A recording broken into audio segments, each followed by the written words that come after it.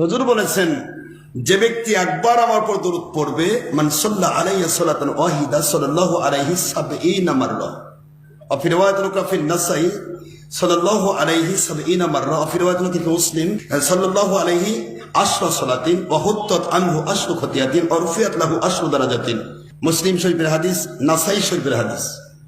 এটা কাটার মতো হিম্মত পৃথিবীর কোনো মুনশির নাই।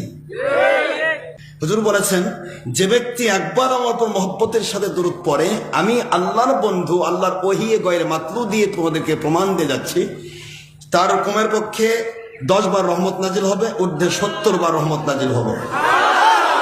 আর 10টি গুনাহ মুহূর্তের মধ্যে তার জীবনের আমলনামা থেকে ডিলিট করে দেওয়া হবে। 10টি রহমতের দরজা আল্লাহ পাক তার জন্য বাড়িয়ে দেবে। এই কথা যখন শয়তানের কানে গেল, তখন শয়তান কয়, যত কিছুই হোক সব পড়ুক, দরিদ্রটা বাদ দেখ। এই জন্য দরুদের বিরুদ্ধে এত ফতোয়া হয়। আমরা কারো বিরুদ্ধে কষ্ট দিতে চাই না, আমরা শুধু এইটুকু জানি আমরা নবীর পক্ষে। ঠিক আছে আব্বা? কার পক্ষে? নবীর পক্ষে মানে ইমানের পক্ষে। নবী নিজে ইমান। বলেন নবীর পক্ষে মানে কি? জোরে বলেন।